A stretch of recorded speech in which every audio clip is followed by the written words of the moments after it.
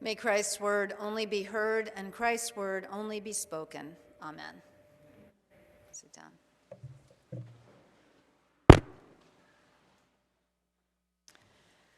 There's an expression around coastal Connecticut that I've heard a lot, but only since I moved here, because I came from inland New Jersey 8 years or so ago, and I see this expression in gift shops on mugs and pillows. And the expression is, stay salty. Have you heard that one?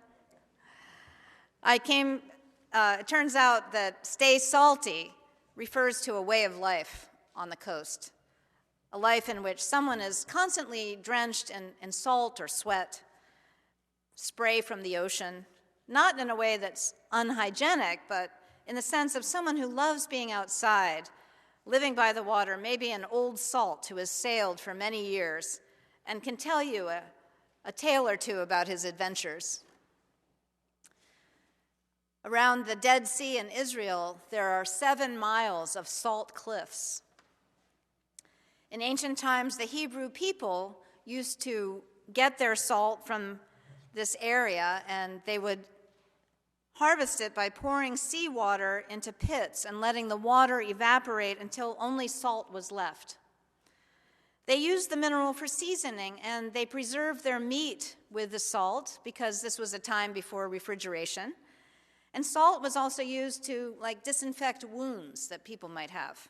So salt was used metaphorically to signify loyalty, durability, fidelity, usefulness, and preservation, purification.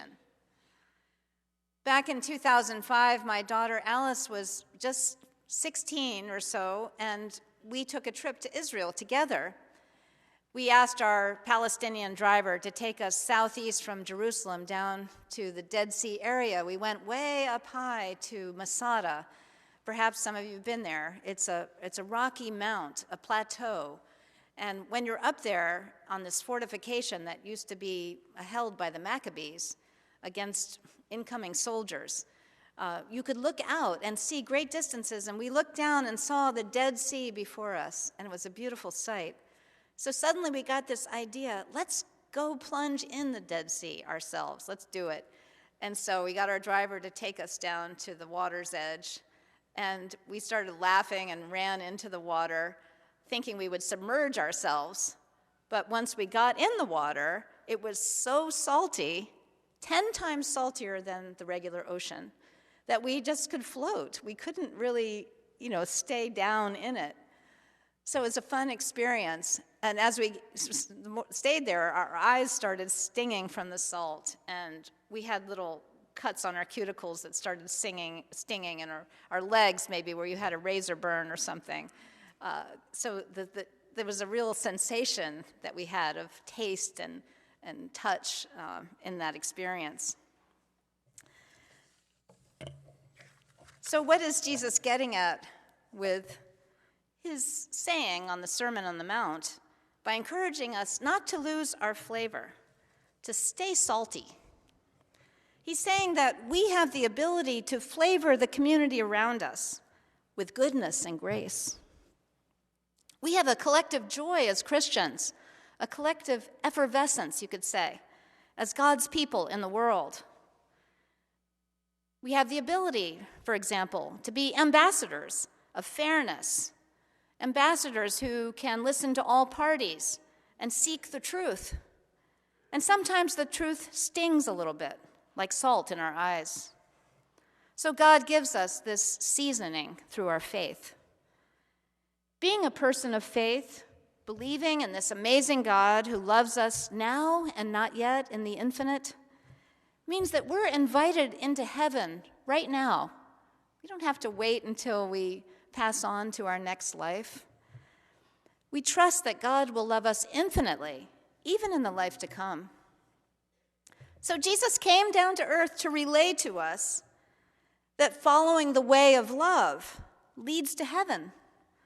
He's saying, share that way of faith. Stay salty. Share your generous spirit so that others can know what heaven is like too. We are so beloved, and we forget how beloved we are. But love is all around us, every moment. There's so much love to go around, so why not take joy as God's people in sharing, giving, and forgiving abundantly? You are the salt of the earth. Realize the good that you can do. Bring heaven's light to bear wherever you are.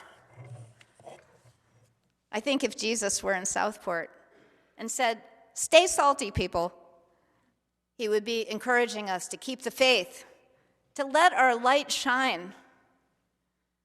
We can open heaven's portals for others, fling wide the gates of heaven. It's about letting your core spiritual essence be out there. Make it manifest. Because God's light is already in you. You have to just let it out so that others can witness it. Let God's light shine through you for Christ's sake. Amen.